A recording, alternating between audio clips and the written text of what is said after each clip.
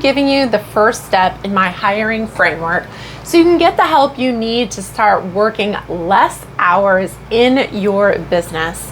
This video will work in hiring for an employee, virtual assistant, or contractor. Most women entrepreneurs think they're not ready to hire help, cannot afford help, or don't know where to start with the whole process. So you continue to use your unpaid or underpaid workforce, such as your husband to set up your events, your mom to help you pack and ship orders, your best friend's kid to handle your social media, or you're still doing it all yourself and don't even want to think about the hours you're putting in versus the amount of your revenue. But now your date nights are non-existent, your mom's away and your orders are backed up. Your social media was not exactly what you imagined your brand to look like, and to be honest, you're so exhausted you're falling into bed but still can't sleep because your brain won't shut down. Good news, hiring paid help for your business is easier than you think when you use my 3-part support team framework, which I go through in detail inside my signature program, the Legacy Business School. There are videos, workbooks, and templates to walk you step by step confidently through this process. Today we're focusing on the first part of the framework, recruiting. This is the forgotten step that most entrepreneurs miss, and that is why we're covering only this part today to ensure whoever you do hire, it will be a success. By the end of this video, you'll have all the pieces you need to get started and will be able to complete them within just 48 hours.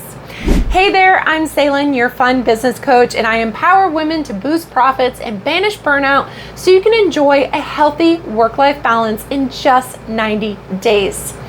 I'm about to give you the first step, and this alone will help your job opening stand out from the crowd. The biggest mistake I see businesses make is they don't convey this info during the recruiting process. And so they blend in with everyone else and struggle to recruit a viable candidate. There are 3 steps to complete this whole process, but today we're focusing on the most important one for recruiting your new hire, so let's dive in. First, you want to define your business mission statement. Having a clear, impactful statement about your business will give your job posting more credibility. Job seekers will be able to quickly identify that your company is well thought out, organized, and on a mission to make an impact. And when job seekers read your mission and it makes them excited, this will attract the right applicants to your job opening, giving you options to choose the best candidate. Now that you understand the importance of this critical first step, let me share a story. Back in 2014, on average, I would receive 200 to 400 applicants for one job posting in my franchise office. I would sift through the pile and pull out the ones that stood out. As I was going through this process, I received a call from one applicant who wanted to explain why the job I posted was meant for her. She went on to tell me that my company, mission, and job was everything she was not only qualified to do, but also it personally aligned with where she wanted to spend the next part of her career. When she said that, I knew this was an applicant that I wanted to pull from the pile and look at more carefully. When you define your business mission, you'll receive passionate applicants like this one too. Okay, step 2 can be a bit scary when we see the big picture, but I promise you it's worth it. The next biggest mistake I see women make is deciding to hire someone without knowing what they will actually have them do. And so often I see women hire someone without clearly defining their job duties, and this leads to them not meeting your expectations. I have a whole process to help you work through this inside the Legacy Business School, but I'm going to keep this simple today. Second, you want to create a job description so the applicants can read it over and clearly understand what you're looking for and decide if it's a good fit for them to apply. Without a clear job description, they will need more management than you planned on offering. To develop a job description, you want to list all the tasks that are outside your zone of genius that you would want this potential person to complete. You can keep it simple and just list them in bullet format on a Google Doc. Now, I said this part may be scary because when you start listing all the tasks that are outside your zone of genius, you may become overwhelmed with how many tasks you're completing yourself and think, how are you going to find one person to do all this? I felt the same way back when I started my coaching journey. I was a solopreneur and the list of items on my to-do list was more like 10 jobs versus just one. So that's why once you get them listed, I'm going to teach you step 3, which is going to solve this problem. As we move into step 3, you now have your list of tasks that need to be completed in your business that if someone else can do for you, you would finally be able to start reclaiming your time and not working 7 days a week anymore. The final biggest mistake I see small business owners making during the recruiting process is lacking a growth plan.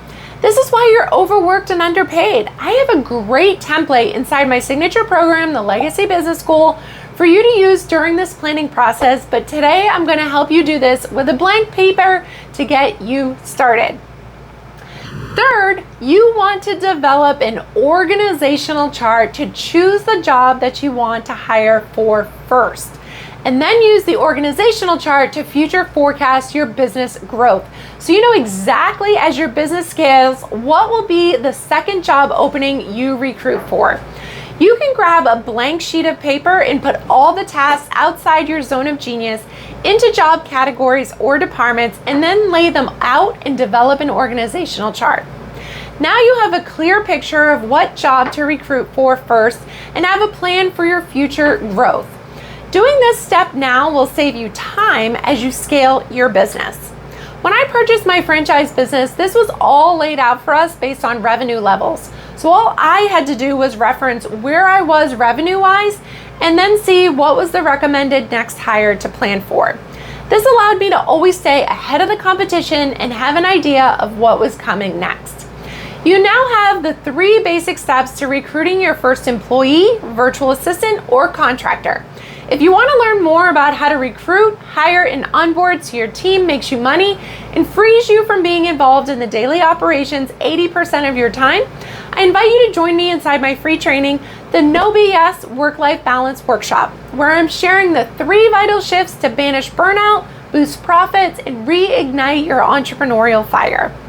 This is the exact blueprint I used inside my senior home care franchise to shift from working 80+ hour weeks to just 16 while tripling my business revenue and 4xing my personal paycheck.